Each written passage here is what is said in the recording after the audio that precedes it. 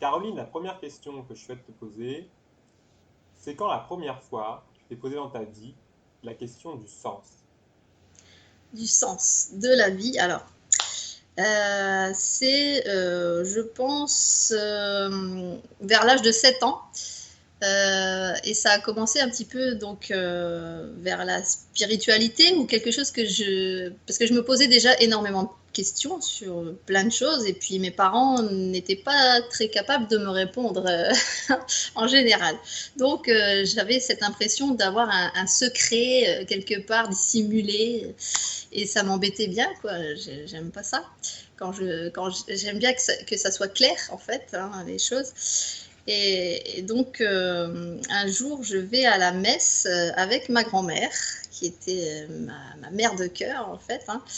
Et c'était à un moment donné où les gens allaient communier, donc aller recevoir l'hostie hein, avec le corps du Christ, c'est ça. Et moi, alors, je laisse ma grand-mère aller puisque moi, j'avais pas le droit, j'étais petite. Voilà, c'est ce que non, t'as pas le droit d'y aller parce que t'es trop petite. Bon, ok. Et du coup, j'attends ma grand-mère qui revient dans son banc là à côté de moi, puis je dis ben pourquoi je peux pas y aller? Alors elle me dit bah vas-y. Donc alors là je me dis bon j'ai eu l'autorisation de ma grand-mère au moins donc j'y vais. Et puis ben je savais pas du tout ce qui est. Enfin je pensais que du coup j'allais avoir comme les autres le corps du Christ, là, voilà. Non. Donc, j'ai eu juste un signe de croix sur le front du prêtre et tout. Et donc, je suis rentrée à côté de ma grand-mère un petit peu bredouille, en fait. Je me suis dit, mince, en fait, on m'a envoyé, en fait, j'ai pas eu ce que j'attendais d'avoir. Et de là encore, plein de questions. Qu'est-ce que c'est que ce sens-là de recevoir le corps du Christ? Déjà, bon, voilà. Donc, plein. Je pense déjà à cet âge-là, que j'ai cherché un sens à ça, déjà, pour Ah oui, donc commencer. très tôt finalement, hein. Voilà, bah oui, pourquoi moi j'ai pas droit et puis alors que Heureusement, en fait ouais. pour moi l'âge n'avait pas d'importance déjà. Et je me dis bon, peu importe pourquoi qu'il faut attendre d'être adulte ou plus grand pour pouvoir recevoir quelque chose. Je sais pas. Bon, en plus là ça m'apparaissait vraiment sacré et puis surtout pas défini et très vague en fait. Qu'est-ce qu'on allait chercher là-bas donc du prêtre bon. Et donc voilà, comme ma grand-mère c'était ma mère nourricière aussi, donc là le prêtre j'avais l'impression qu'il donnait quelque chose de nourrissant. Donc pourquoi moi j'aurais pas droit? Enfin voilà. Donc j'ai cherché le sens de ça dès cette première expérience. Et après bon il y avait plein de choses encore à découvrir. Après, donc tu es donc dans ce contexte catholique, du coup, pour le Ouais, coup. ouais, ouais, tout à fait.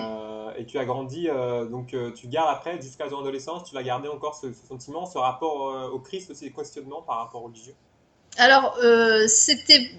Oui, il y avait ce questionnement, mais qui n'était pas le même que les autres, en fait. Je m'apercevais déjà que je me sentais un petit peu différente et j'avais pas les mêmes questions que les autres. Et j'ai quand même suivi le catéchisme, là, et j'ai fait ma profession de foi. Donc, et puis après, ça s'est arrêté là, quoi. Et puis, j'ai pas continué plus que ça de pratiquer, c'est-à-dire d'aller à la messe après. Mais effectivement, j'ai été jusque-là, donc pour avoir certaines réponses, en tout cas de ce domaine-là. Mais ça ne me suffisait pas, quoi.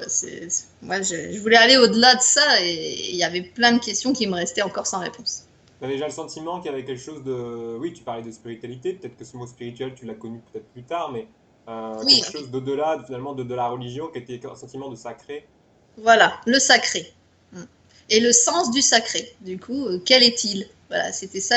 Et pourquoi Jésus a fait ce qu'il a fait et pourquoi, enfin, voilà, c'est pourquoi, qu'est-ce qu'il est, pourquoi il est extraordinaire ce mec-là et voilà, pourtant c'était quand même un humain à un moment donné, donc et moi en tant qu'humaine, j'étais là, ouais, pourquoi j'étais là en fait.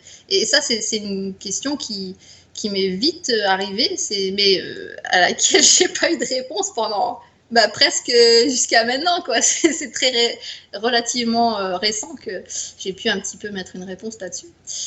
Mais donc ça m'a turlupiné pendant un sacré nombre d'années. Ouais. À l'adolescence, comment ça va se matérialiser? C'est un petit peu ce questionnement, ce chemin de sens. Alors, catastrophe, catastrophe. Disons alors, à l'adolescence, pour moi, c'était 13-14 ans, hein. Ouais. À l'âge de 14 ans, déjà, je dois aller au lycée plus loin, donc déracinement que j'avais déjà vécu auparavant très tôt, à 4 ans. Donc j'avais été déracinée, donc ça m'avait occasionné beaucoup de souffrance. Et là, bah, à 14 ans, vraiment énorme souffrance, aussi bien mentale que physique. Alors ça se traduisait même dans le corps cette fois. En plus, avec les bouleversements hormonaux, forcément, le corps, il parle aussi beaucoup plus à ce moment-là. Alors, à l'adolescence, vraiment, j'entrais dans ma souffrance la plus profonde, quoi. Et vraiment, le ressenti de solitude et d'incompréhension et de différence, de me sentir différente, s'accentuait encore plus. Ouais. C'est Voilà, vrai que donc là, ouais. j'étais complètement coupée de ces réflexions-là que j'avais eues avant. Là, j'étais à fond dans le système en fait. Et avec la dualité et les comparaisons, c'était horrible. Et ça, je m'en sortais pas, au contraire, on m'y mettait encore plus. Donc je me sentais de plus en plus mal et complètement inadaptée à ce monde ou à ce système. Voilà. Alors, quelle va être la sortie de crise, si je puis dire? Ouais, c'est ça. Alors, la sortie de crise, c'est un lien avec la musique. Donc, ben, en fait, à 14-15 ans, on m'a permis d'aller voir un concert de rock allemand. Et là, que vois-je? Alors moi, j'ai toujours été, enfin, dans ma jeunesse, j'ai pratiqué les claquettes. Alors le rythme, c'est ma vie, quoi. Je suis née avec le rythme, en fait, dans la peau.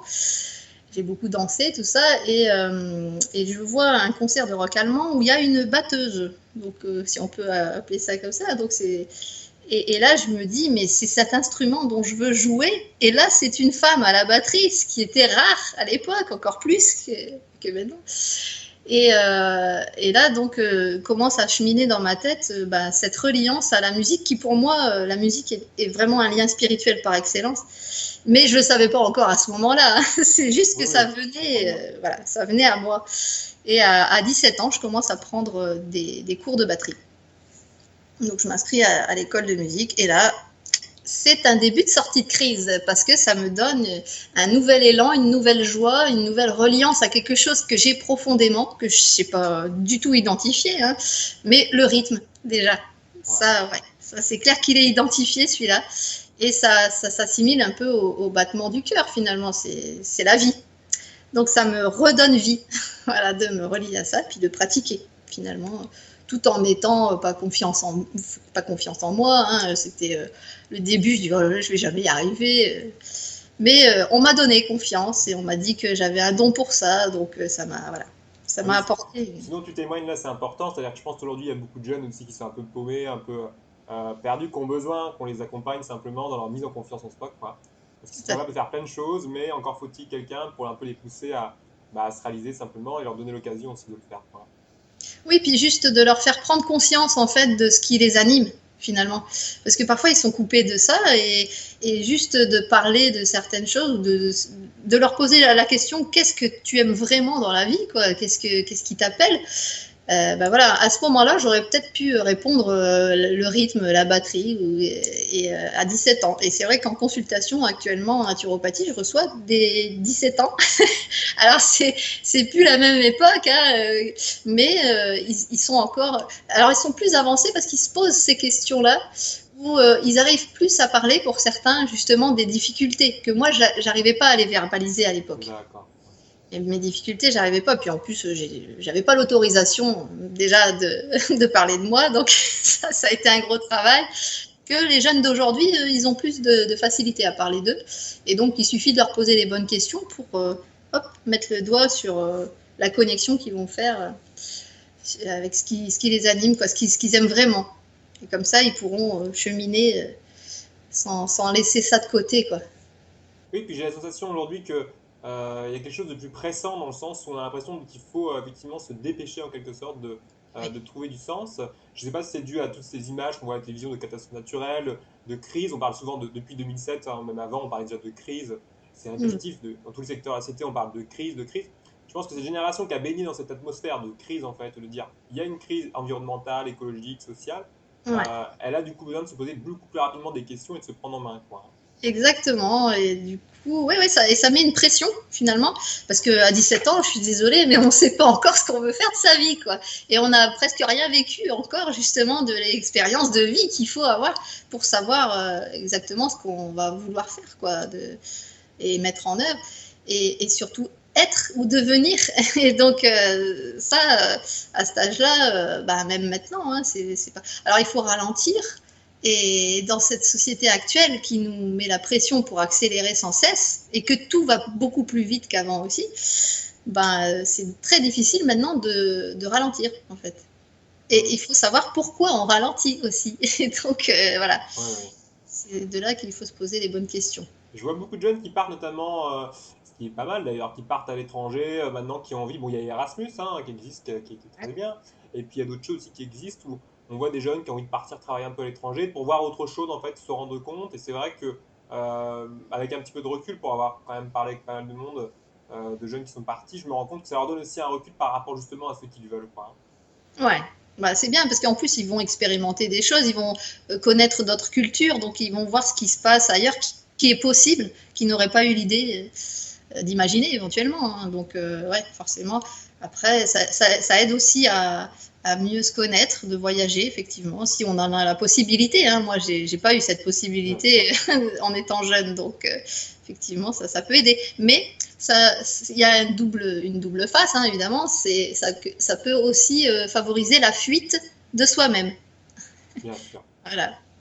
Oui, oui. Donc, Il faut faut après l'équilibre. savoir revenir, je dirais, d'une façon ou d'une autre pour se retrouver. Et c'est vrai que c'est un pas supplémentaire, ouais, c'est sûr, c'est sûr. Et du coup, c'est chacun son rythme et un temps pour tout, un temps pour chaque chose. Et là, bah, c'est la vie, quoi. Il faut suivre le fil de la vie.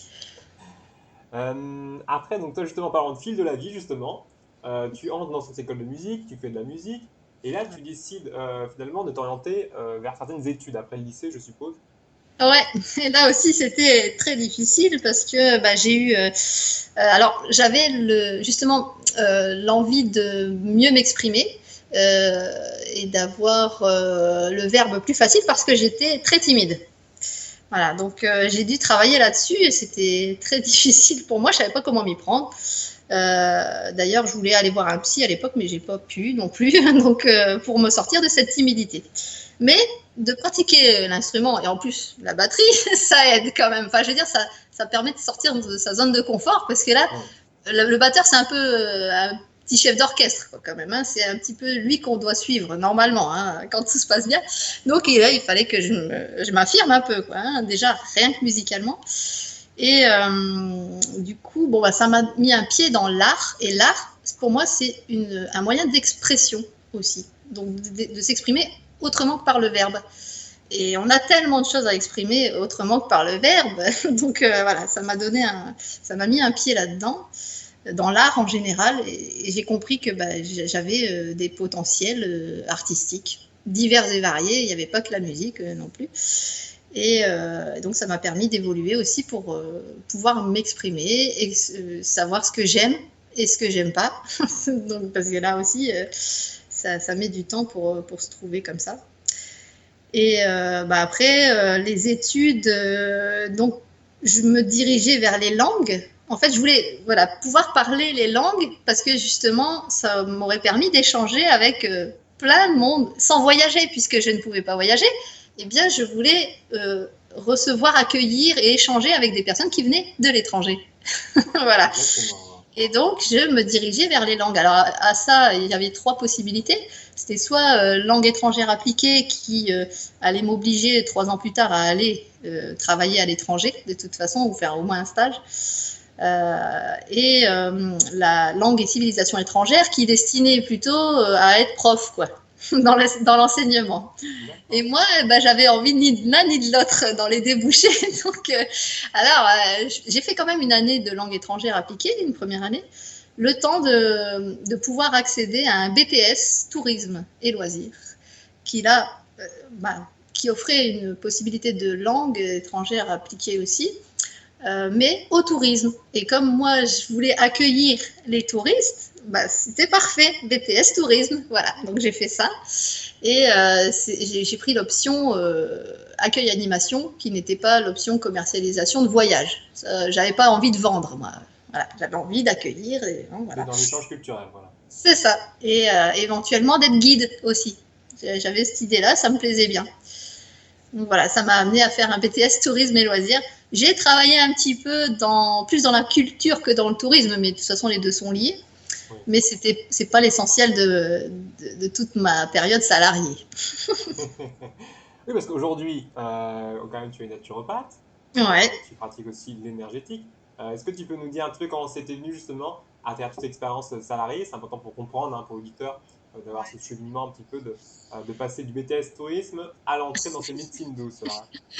Alors oui, ça s'est fait en beaucoup d'années, on va dire, parce que j'ai quand même 44 ans cette année. Donc après le BTS, j'ai pas trouvé du travail tout de suite déjà, donc j'ai pris ce qui me venait. Donc j'ai touché à plein de domaines. Il y a eu du marketing, de l'immobilier, du tourisme quand même et de la culture, c'est-à-dire que dans les expositions, j'expliquais les œuvres. Ça c'était le seul lien qu'il y avait avec le tourisme.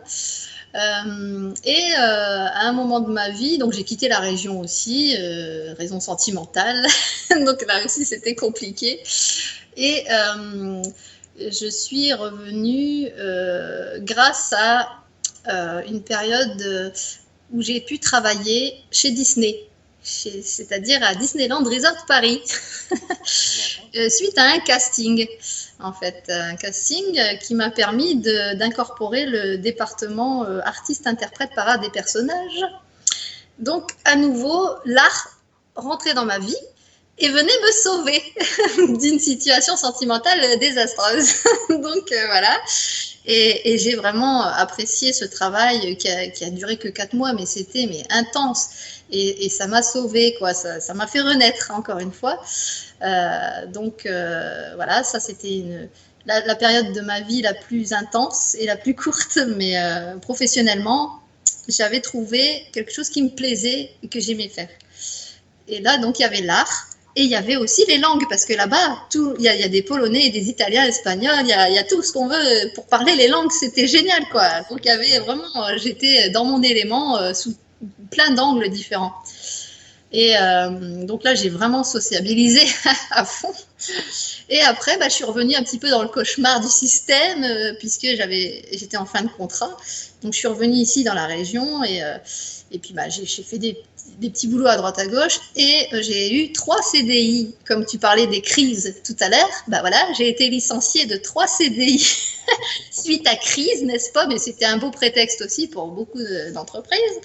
Donc voilà, mais comme un bon petit soldat courageux, j'ai continué à chercher toujours un boulot parce que je voulais être indépendante et puis libre, financièrement en tout cas. Donc voilà. Donc j'ai toujours trouvé, mais j'ai pas eu beaucoup de vacances finalement, et donc j'ai tiré beaucoup sur la corde. Et j'ai tellement tiré sur la corde que j'ai fait un burn-out. Ouais. Et s'ensuit ma reconversion, mais j'ai pas eu tout de suite l'idée de ce que j'allais faire tout. Pour devenir naturopathe, il m'a fallu 1 an pour déjà me dire tiens, c'est ça que je veux faire. Donc 1 an de réflexion après avoir quitté mon dernier emploi, parce que là le dernier c'est moi qui ai démissionné. Parce que justement, j'avais trop tiré. Senti que c'est terminé. Ah ouais, là, mon corps, il allait me lâcher complet. J'ai dit, oula, si je veux sauver ma peau, il faut vraiment que... Mais je traînais depuis mes 14 ans des problèmes de santé parce que j'étais hyper émotive, en fait, hypersensible, je ne savais pas. Ça fait pas si longtemps que je le sais d'ailleurs. Et donc, ma santé, ça s'améliorait jamais. Donc, moi, je voulais me guérir. Et je voulais trouver absolument comment. Il fallait que... Voilà. Et donc, je suis rentrée sur ce nouveau chemin-là pour aller mieux, dans tous les sens du terme. Donc, aussi bien physiquement que mentalement, psychiquement. Voilà. Et j'étais pas encore dans la spiritualité non plus. À ce moment-là, c'était... Voilà. C'est... Être soulagée, quoi. Je sais pas, quelque chose... En tout cas, pouvoir mieux vivre... Et voilà, c'est là que je me suis dirigée vers la naturopathie parce que la nature m'appelait aussi. Et ça faisait un petit moment, depuis mes 17 ans d'ailleurs, que je voulais être proche de la nature. Il y avait eu un appel déjà à 17 ans, mais que j'avais laissé de côté parce que je savais pas comment faire. Oui, En ça, fait. je pense qu'il y a beaucoup qui ressentent cet appel à la nature. En même temps, Ah, c'est très abstrait quand on le dit comme ça, finalement, un appel à la nature, hein. bah oui, Voilà, comment faire. Et en même temps, je sens que c'est beaucoup porteur de sens, justement. On sent que c'est important, en fait. On le sent c'est ça. vraiment très fort. Bah, c'est après en faisant Rewind, donc que voilà, je me suis aperçue qu'en fait c'était là depuis longtemps, mais que bah, j'avais mis des couches dessus et puis que je savais pas comment m'en servir en fait. Je savais pas cet appel que faire avec. Mais le sens était déjà là. Je ne savais pas le voir, ni l'entendre, et ni ce que je pouvais faire avec. Et donc là, avec ma reconversion, bah, c'est là que j'ai su quoi faire avec, enfin. Déjà, me guérir moi-même, et puis si j'y arrivais, eh bien, pouvoir aider les autres aussi, ou les accompagner au moins sur le chemin qu'ils devaient emprunter. Voilà. Tu parlais simplement de la danse, de l'art. Est-ce qu'aujourd'hui, c'est encore quelque chose qui est très présent pour toi au niveau de la musique? Ah oui, oui, oui. C'est-à-dire que quand je le laisse de côté, ça me manque. Donc je sais que j'en ai besoin. Et alors la danse particulièrement parce que c'est le mouvement, c'est la vie en mouvement, c'est le rythme aussi. Hein, donc référence à mon instrument aussi. Les claquettes, puisque j'ai commencé par ça, bah, c'est toujours du rythme et de la danse. Donc ça, c'est aussi maintenant un besoin pour moi pour l'ancrage. Pour être bien ancré, j'ai besoin de danser et de bouger. Et aussi, bah, en naturopathie, ce que j'ai appris, c'est que bouger ses muscles, ça apaise le stress. Donc, ça fait éliminer les toxines déjà, et bouger, ça fait bah, bouger les énergies. Hein, donc, ça peut rééquilibrer aussi. Rien que de danser, ça va rééquilibrer nos énergies si elles sont bloquées. Et ça apaise le stress. Oui, je crois que la musique, c'est un peu pareil pour beaucoup de monde, hein. Je vois énormément, je crois, si on va dans un métro ou dans un train, on croise des gens qui sont toujours en train d'écouter de la musique, même des jeunes gens qui écoutent de la musique tout le temps. Je crois que c'est une façon aussi de s'isoler, de se préserver aussi, finalement. Oui, et puis de rêver en fait, enfin de s'extrapoler ailleurs. Enfin, c'est un peu comme si on a le don d'ubiquité. Parfois, ça nous transporte ailleurs dans un autre monde. Ça nous relie aussi à des choses bah, dont on n'a plus conscience, peut-être parfois profondes, de cœur ou autre. Et la musique, pour moi, alors ça passe aussi par le chant. Et le chant, c'est vraiment pour moi un lien spirituel parce que je sens des frissons parfois d'entendre des gens chanter. Ça me réaligne direct. Ah, C'est ah oui, vraiment, oui. là pour le coup, je m'envole. Voilà. Et puis oui, j'ai de temps en temps des expériences de voyage sonore avec des musicothérapeutes là, ou des musiciens simplement.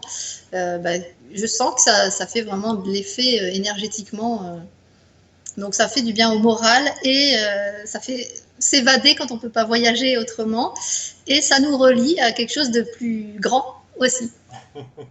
C'est vrai qu'il y a plein de façons de voyager aujourd'hui, hein. Il n'y a pas forcément besoin de se déplacer pour voyager.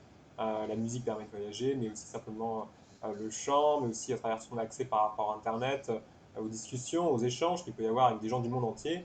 Moi-même qui suis en contact avec des gens voilà, qui sont de différents endroits du monde francophone, c'est vrai que c'est impressionnant de voir finalement, malgré la distance, on est en contact et on est ensemble, ne serait-ce que voilà, une petite heure, ou voilà, c'est vraiment c'est intéressant, quoi. Oui, c'est ça. Et ça, c'est juste pour l'écoute musicale. Parce que quand on passe à la pratique, c'est ardu, hein, faut pas se le cacher. Hein, n'importe quel instrument, il va falloir attendre quelques années avant de pouvoir prendre plaisir à jouer, enfin en général, parce qu'on va pas sortir quelque chose de bien tout de suite. Donc, mais c'est vraiment déjà de prendre plaisir à pouvoir déjà choisir son instrument, hein, parce qu'il faut le choisir. C'est pas quelqu'un qui doit nous l'imposer. Et c'est pour ça que quand je reçois les jeunes aussi, j'essaie de distinguer si c'est eux qui ont choisi ou pas. Parce que souvent Oui, les voilà. parents, ils imposent un peu des trucs qu'ils auraient eux-mêmes voulu faire, mais non, c'est pas le but. C'est pas la même âme, hein, et c'est pas les mêmes chemins non plus. Donc, par contre, oui, le fait de pratiquer d'un instrument, c'est comme danser, on peut s'exprimer. Donc, exprimer une part de soi qui a besoin de s'exprimer et qui peut pas passer par le verbe parce que c'est pas assez. Bah, voilà, le mot est finalement est restreint par rapport à ce qu'on aurait besoin d'exprimer. Et donc tous les arts permettent ça. Totalement. Mais de toute façon, le mot art, je pense, voilà, c'est ce passage, c'est ce pont, hein, entre une réalité intérieure et puis effectivement peut-être aussi quelque chose de plus, j'allais dire au niveau universel, mais quelque chose de plus impalpable qui va s'ancrer, hein, apparaître. Et c'est là qu'on voit à quel point on ne peut pas réduire le monde à quelque chose de rationnel, je dirais, de scientifique. Voilà, c'est ça qui est important. Et c'est comme si aujourd'hui on avait ce déséquilibre, en fait, finalement, hein, de ne pas reconnaître cette partie irrationnelle du monde aussi. Exactement. Et c'est pour ça que alors, je suis naturopathe. La naturopathie, c'est l'éducateur santé. Et c'est le physiothérapeute. C'est-à-dire qu'on s'occupe d'abord du fonctionnement du métabolisme du corps dans la chair, quoi. C'est vraiment le corps concret. Par contre, pour moi, il manquait cette dimension énergétique. On n'apprend pas l'énergétique en naturopathie. Et pour moi, ça manque. Parce que ça se veut une discipline holistique. Et holistique, ça veut dire que justement, c'est entier, c'est complet. Alors, moi, je me disais, bah non, finalement, il manque l'énergétique. Donc, je l'ai couplé avec la naturopathie. Et je passe toujours par le corps avec mes massages aussi.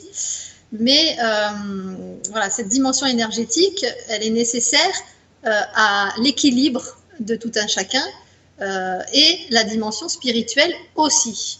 Donc il faut trois tripartites toujours.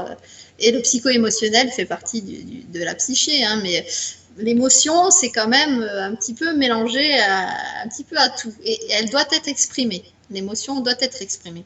Et quand on voit de l'art, c'est aussi un pont pour l'émotion, c'est-à-dire qu'en voyant quelque chose de beau, alors c'est la beauté, c'est la beauté sacrée en fait. Alors tout un chacun aura une conception différente de la beauté, hein, mais ce qui va résonner en chacun, qui est beau, qui trouve beau, bah, ça va sortir l'émotion aussi, ça va permettre de la sortir, parce qu'elle doit.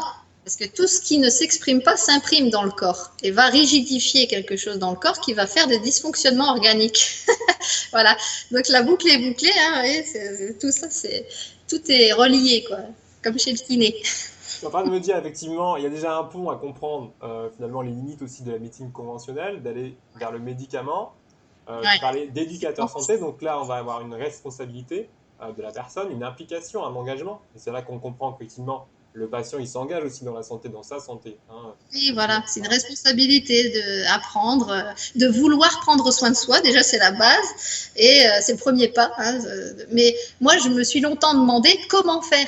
Parce que on croise un ami qui nous dit en nous saluant prends bien soin de toi, hein, ouais. Et ben moi, ça me déprimait, moi, d'entendre ça, parce que je me sentais impuissante à ça. Et je ne savais pas comment faire pour prendre soin de moi à l'époque, hein, donc il y a une vingtaine d'années. Et donc maintenant, je sais. Et surtout, chacun aura une manière différente de devoir prendre soin de lui-même. Et c'est en ça que la naturopathie va s'occuper des tempéraments de chacun. Et donc, il y a les tempéraments hippocratiques et il y a les tempéraments glandulaires. D'ailleurs, je prépare, j'espère pouvoir y arriver, une conférence numéro 2 là-dessus. Et donc, pour présenter tout ce qu'il y a comme tempérament. Hein. Donc, il y a les bilieux, les sanguins, les lymphatiques, les nerveux. Ça, c'est les tempéraments hippocratiques. Donc, on a toujours une prédominance. Et il faut essayer d'avoir un équilibre entre les quatre. Voilà, c'est toujours harmonisé, toujours équilibré. C'est ça la naturopathie, hein, équilibrer le corps.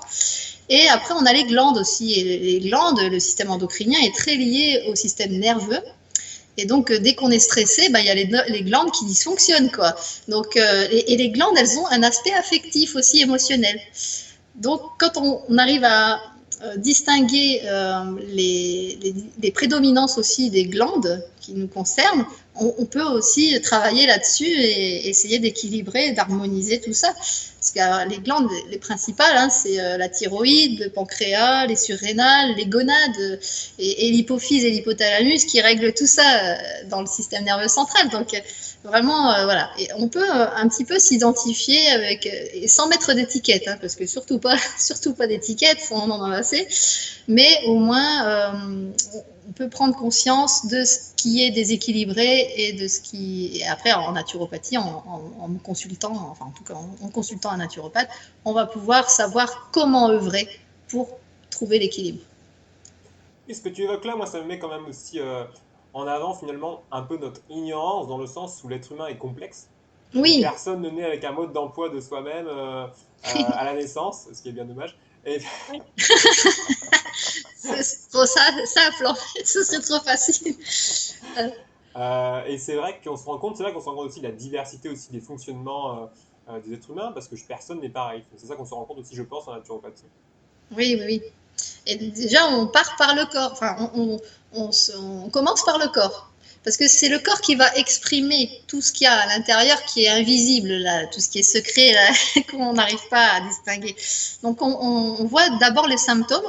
Alors, ce qui nous différencie de la médecine conventionnelle ici, occidentale, on va dire, parce que nous, en tant que naturopathe, on est plus dans la prévention pour pas tomber malade, quoi. C'est le but, mais on peut accompagner quand même ceux qui sont déjà malades, hein, parce qu'en faisant prendre conscience, après on peut retourner en arrière, hein, pour pas que ça s'aggrave et même pour guérir.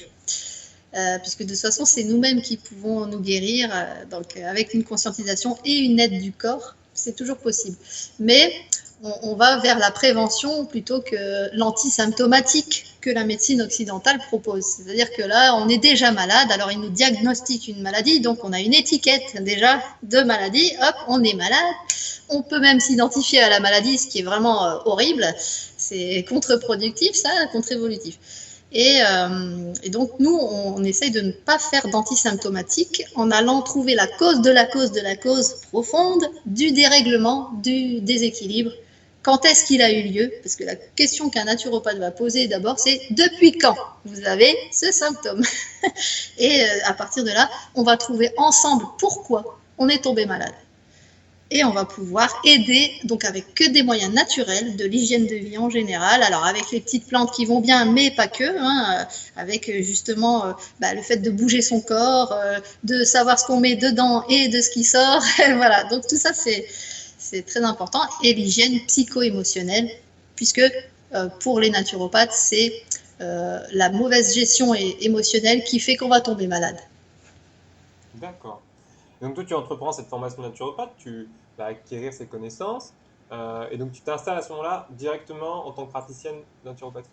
Tout à fait, parce que alors j'ai commencé par faire des stages en énergétique, en kinésiologie plus exactement, j'ai fait l'année suivante une année intensive de naturopathie, donc là qui comprend énormément de matière, hein, donc là on est dans sa bulle, hein, c'est sacrificiel, hein, c'est clair qu'on ne peut plus rien faire à côté, je ne pouvais plus non plus pratiquer les arts, c'était terminé pendant 1 an dans ma bulle. Et en sortant, je me suis tout de suite installée parce que je me sentais de le faire, hein, parce que c'est pas le cas de tous non plus, hein, mais déjà j'avais envie de me soigner moi, donc j'avais un peu commencé pendant mes études, mais c'est tellement du bourrage de crâne qu'on peut pas le faire de manière exhaustive, hein, donc c'est continuer, et tout en me soignant, en ayant les résultats sur moi-même, je me dis ça, hop, les autres, ils peuvent en bénéficier aussi de toutes mes connaissances et de mon expérience. Et voilà, maintenant j'ai 5 ans d'expérience, donc c'est encore mieux. Donc là, je sais ce qui marche et ce qui ne marche pas chez différentes personnes. Voilà.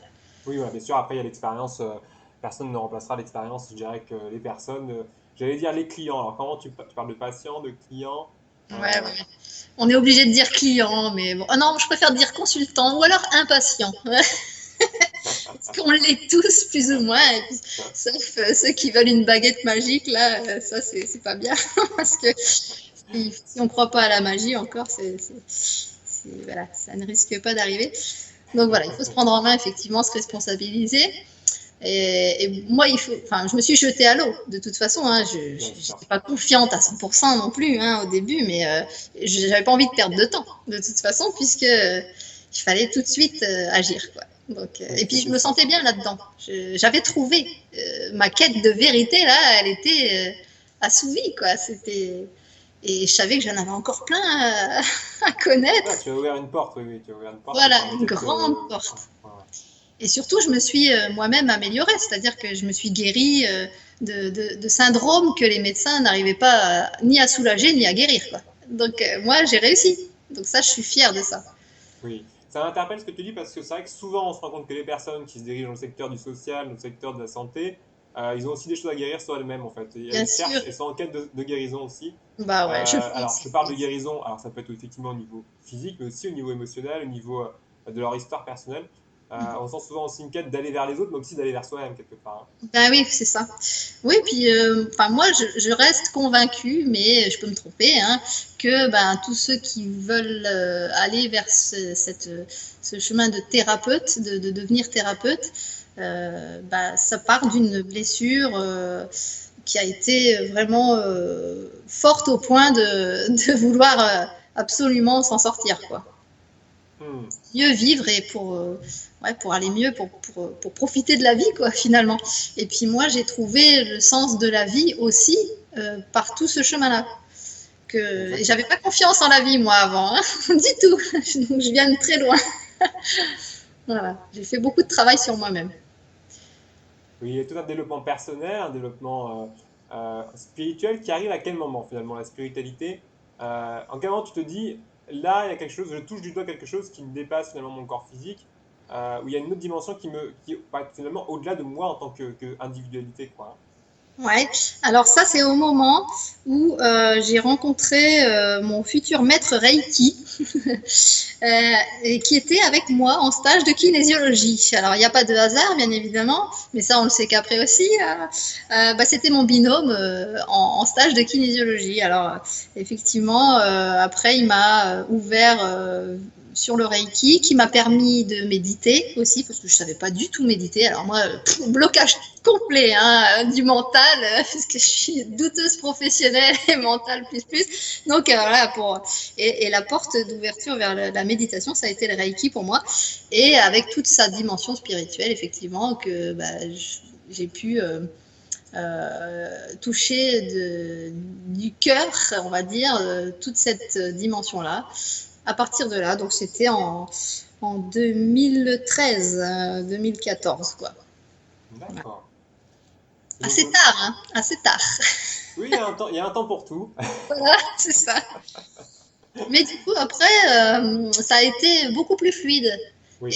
Et beaucoup plus rapide, en fait. Là, mon évolution, elle a été beaucoup plus rapide parce que j'avais l'impression de stagner pendant des années, quoi, et de pas avancer. C'est un peu comme la pratique musicale. À un moment donné, on a un déclic et hop, on avance, on passe des niveaux comme ça, finger in the nose, mais on a galéré pendant des années. Oui, puis je pense que dans l'accompagnement, il y a cette maturité, maturité que tu as aussi aujourd'hui, que tu n'aurais pas eu si tu avais commencé peut-être plus tôt, ça aurait peut-être été plus difficile pour accompagner certaines personnes. C'était pas possible. Non, il fallait que je passe par plein de choses avant, très douloureuses, très désagréables, mais voilà, et ça nous apprend finalement quand on dépasse tout ça, qu'on peut les dépasser et qu'on a les capacités en soi, même si on n'y croit pas du tout pendant qu'on est dans le jus. Mais voilà, c'est... Et effectivement, à partir de là, comme j'ai pratiqué le Reiki aussi, j'ai passé mes 2 niveaux là.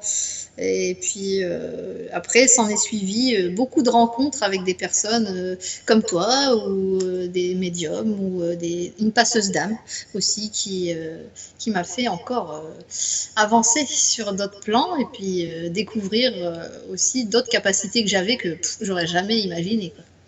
Oui, c'est vrai qu'après, quand on commence l'exploration, on termine jamais. On est tous je pense, collectivement aussi en exploration, quoi, de découvrir aussi ses capacités dans l'être humain. Tu parlais de ce qui est en nous, quoi.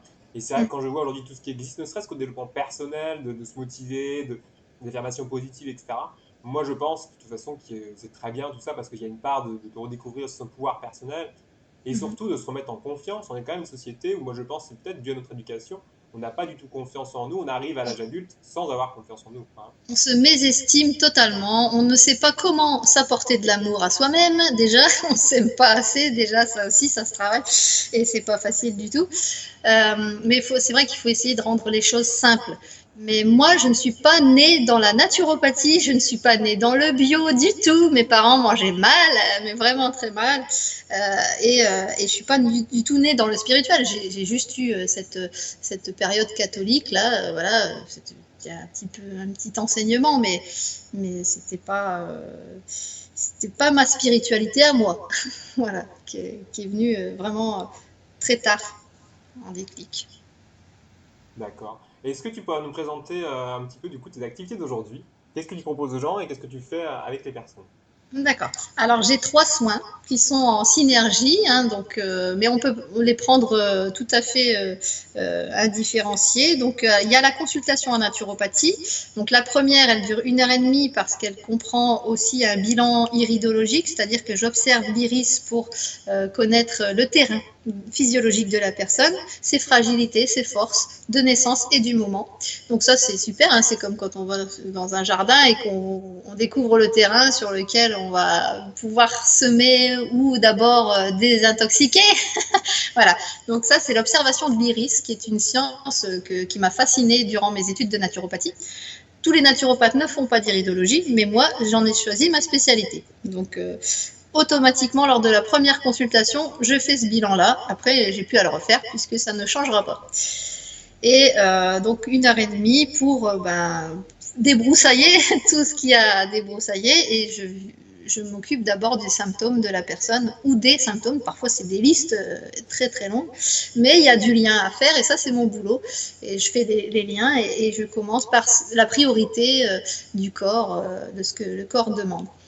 Donc ensuite, je propose un deuxième soin qu'on peut prendre n'importe quand, hein, avant, après ou pas du tout, en kinésiologie, donc en rééquilibrage énergétique par les méridiens issus de la médecine traditionnelle chinoise. Là, on travaille sur une situation stressante, n'importe laquelle, donc c'est dans le psycho-émotionnel, là, hein, ce qui bloque la personne. C'est souvent de l'auto-sabotage, comme tout le monde quasiment s'auto-sabote, hein, puisqu'on ne sait pas nos potentiels, vraiment. Et du coup, la personne, si elle pense qu'elle est bloquée dans une situation qu'elle n'arrive pas à dépasser, on va remettre l'énergie des méridiens qui se sont bloqués sur cette situation en route. Donc, par acupression, parfois juste apposition des mains, donc ça suffit. Et le troisième soin que je propose, c'est du massage bien-être, détente, cocooning, où là vraiment la personne, c'est le prince et la princesse pendant 1 heure, elle se laisse cocooner avec de la bonne musique, puisque je fais moi-même mes playlists qui ne sont pas celles des autres. Là par contre, je les ai personnalisées, bien évidemment, et comme ça peut m'inspirer suivant la personne. Après, je peux lui demander aussi ce qu'elle préfère, hein, mais... et là, c'est vraiment tout le monde aussi, hein, donc moi, j'ai pas de cible de clientèle, si on peut dire ça comme ça. Je reçois tout le monde, quoi, sans limite C'est d'âge. très large, hein. Finalement, ça peut vraiment apporter à tout le monde, je dirais, de 0 à 100 ans, comme disait quelqu'un. C'est vraiment impressionnant de voir justement ce panel de possibilités qu'apporte la naturopathie ou d'autres médecines, en fait, à tout le monde, et comment ça peut nous faire passer aussi d'une époque à une autre, je dirais, d'un cycle à un autre. Il y a cette notion de passage qui revient beaucoup quand même dans la médecine aussi préventive. Oui, puis en fait, là, bon, ça reste occidental, la naturopathie, mais ça s'inspire finalement quand même de certaines... Bon là, par exemple, la kinésiologie, ça s'inspire de la médecine chinoise. Donc, on a intérêt à s'inspirer des médecines ayurvédiques et chinoises, parce qu'elles sont beaucoup plus vieilles que nous. Hein. Là, on a beaucoup à apprendre de tout ça. Donc, et surtout, ça permet, la naturopathie, quand elle est bien exercée, de mieux se connaître, de mieux connaître comment on fonctionne, donc dans la physiologie, c'est-à-dire le fonctionnement du corps métabolique, mais aussi psycho-émotionnel, parce qu'on va creuser et savoir pourquoi on n'est pas bien, pourquoi on est en déséquilibre, et après on aide, on accompagne à ça, pour retrouver l'équilibre. Ce que le corps fait au quotidien, hein, essaye de faire en tout cas, de toute façon. Là, tu évoques quelque chose de très important. C'est inspiré effectivement de la médecine traditionnelle chinoise, de l'Ayurveda. Mais dans ces deux médecines, il y a quand même une perspective spirituelle sacrée, hein, je dirais, de l'être humain aussi. Voilà. Que nous, on n'est pas ici. Qui est quand même le cœur. Hein. Souvent, on a l'impression qu'on a récupéré le côté, je dirais, physiologique, le côté compréhension de l'être humain, du corps humain, des méridiens, sans prendre cette partie-là, qui est pourtant la partie qui fait qui, moi, je dirais, la colonne vertébrale, finalement, de ces médecines traditionnelles. C'est le côté sacré de l'être humain. Quand on nous explique aujourd'hui en Occident, le corps humain à l'école, c'est juste tout simplement le corps physique, la physionomie, je dirais, du corps. Ensuite, toi, comment justement tu vois les personnes par rapport à la culture générale sur cette compréhension du corps? Justement, il n'y a pas grand-chose, parce que moi, je me souviens aussi, hein, à l'école, j'ai juste appris les os, les noms des os, et c'est tout, quoi. Après, en bio, oui, en bio, on a vu un petit peu, voilà, la reproduction, je crois me souvenir, mais et puis après, au lycée, j'avais pris option bio, parce que là, on voyait juste les neurotransmetteurs, ce qui était déjà pas mal, mais bon, c'est parce que j'avais pris une option, hein, en étant littéraire, donc j'avais déjà envie de connaître mieux mon corps, mais j'avais pas de réponse à mes questions, justement, sur le fonctionnement du corps. Et puis, j'avais pas envie de faire médecine non plus. Non, c'est clair que ça ne donne pas envie quand on a tous les retours des Ah personnes bah, qui ont carrément. Surtout maintenant, hein. Alors là, non, puis bon, la chimie, nous, en naturopathie, on l'évite un maximum, quoi. Donc, on fait en sorte, justement, que la personne ne doive pas prendre de chimie un jour. Voilà. Moins Donc on en prend, mieux on se porte. tu évoques cette dimension énergétique, justement, comment toi tu l'incorpores dans tout ce que tu proposes aujourd'hui? Alors, donc, comme bon, je fais un soin énergétique en deuxième proposition, là, c'est que du rééquilibrage énergétique, mais je l'incorpore avec la naturopathie dans mes consultations en naturopathie en faisant un test kinésiologique à la fin de l'anamnèse, comme on explique ça. C'est l'anamnèse, c'est l'échange avec la personne, hein, les questionnements, réponses, là. Et à la fin, bah, je questionne le corps pour voir si, parce qu'on peut toujours mentir, hein, et même se mentir à soi-même ou à son thérapeute, hein, de toute façon. Mais c'est dommage, ça nous fait reculer plutôt qu'avancer. Alors bon, mais ça arrive quand même. Et je questionne à la fin pour voir si c'est en cohérence ou pas le corps. Donc je questionne le corps avec le test kinésiologique, c'est un test musculaire, donc en fait c'est le muscle qui va parler. Donc c'est en ce sens-là c'est de l'énergétique parce que le muscle qui est composé de fibres musculaires, c'est comme la fibre optique en fait. Voilà. Donc on a une réponse par oui ou par non, dans la mesure où le muscle, quand il garde son tonus, il donne un oui, et quand il n'arrive pas à le garder, il donne un non. Voilà, c'est un peu avec le pendule, c'est pareil, hein, on a, voilà, une direction, un oui ou un non. Mais là, c'est le corps qui parle directement, donc là, c'est le plus proche et le plus juste pour moi, en tout cas.